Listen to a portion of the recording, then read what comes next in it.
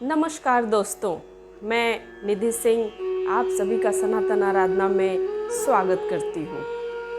क्या आप जानते हैं, हर साल एक समय ऐसा आता है जब भगवान स्वयं योग निद्रा में चले जाते हैं, जब पूरी सृष्टि पर एक विशेष शांति छा जाती है और इस काल को कहते हैं चतुर्मास।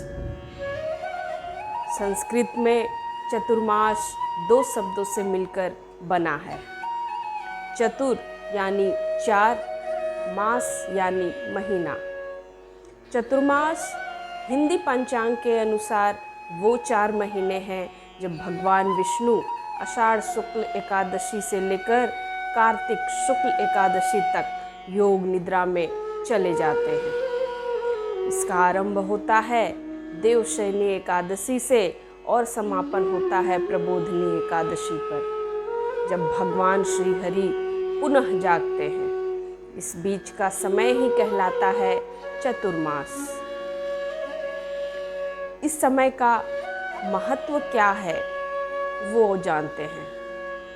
चतुर्मास केवल 4 महीने का समय नहीं है, बल्कि आध्यात्मिक जागरण, अनुशासन और संयम का पर्व है।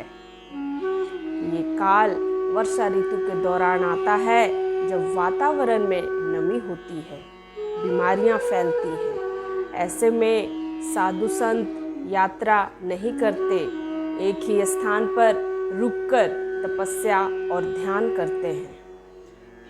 हिंदू धर्म में इसे आत्म संयम और तप का श्रेष्ठ माना गया है।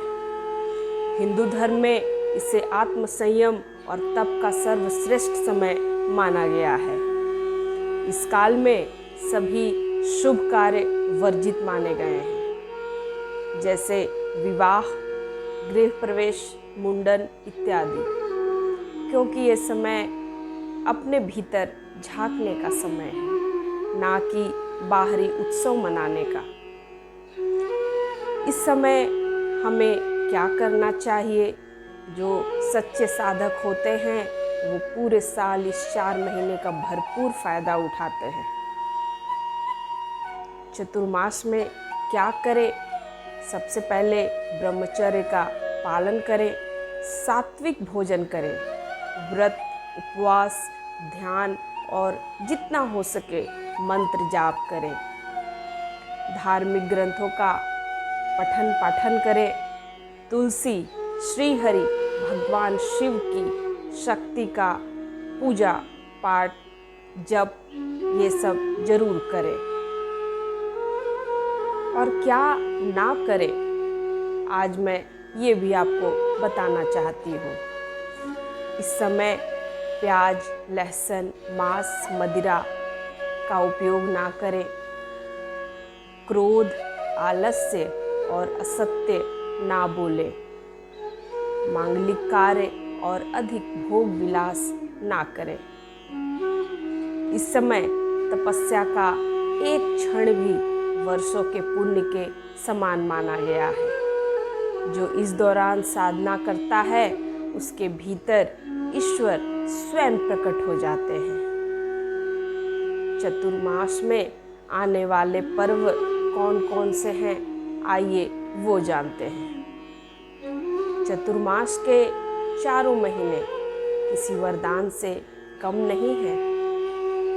हर महीने में अद्भुत पर्व और शक्तिशाली तिथियां आती हैं। आषाढ़ में देवशयनी एकादशी, श्रावण में भगवान शिव की महिमा, सोमवारी सावन में भगवान शिव का महीना बताया गया।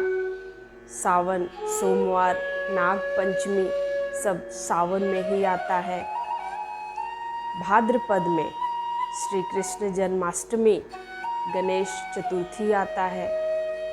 आश्विन मास में शारदीय नवरात्रि, विजयादशमी, करवा चौथ, ये सब महत्वपूर्ण पर्व ये इन 4 महीनों में ही आते हैं। जब भगवान योग निद्रा में जाते हैं तो वो हमसे यही कहते हैं, अब तुम्हारी परीक्षा है। इन 4 महीनों में हम क्या करते हैं यही तय करता है कि हमारी साधना में कितना बल है। संयम में जीना, भक्ति में रहना और तन मन वचन से पवित्रता को अपनाना, यही है चतुर्मास का संदेश। तो आइए इस चतुर्मास में हम भी भीतर उतरे, सच के मार्ग पर चले और प्रभु को अपने हृदय में जागृत करें, क्योंकि जब भगवान सोते हैं तो मनुष्य को जागने का समय होता है। अगर आपको ये जानकारी अच्छी लगी तो चैनल को सब्सक्राइब करें, वीडियो को लाइक करें और ज़्यादा से ज़्यादा लोगों तक इस वीडियो को पहुंचाएं, ताकि इस वीडियो के माध्यम से जिनको इन 4 महीनों के बारे में नहीं पता है, चतुर्मास के बारे में नहीं पता है, उन सबको ये बात पता चले। हिंदू धर्म में ऐसी चीज़ें हैं जिसके बारे में बहुत लोगों को नहीं पता है। इस भाग दौड़ की ज़िंदगी में ये सब जानकारी होना बहुत ज़रूरी है। बहुत के पास तो बहुत जानकारियाँ हैं, लेकिन मैं उनकी बात कर रही हूँ जिनके पास बहुत कम जानकारी है अपने धर्म के बारे में। तो उन तक ये वीडियो पहुँचाएं, तभी मैं समझूंगी मेरा ये वीडियो बनाना सफल रहा। तो ऐसे ही वीडियो के लिए सब्सक्राइब कर लें और लाइक करें। सनातन आराधना को यूट्यूब, फेसबुक और इंस्टाग्राम सभी पे फॉलो कर लें। नमस्कार, हर हर महादेव, जय गुरुदेव।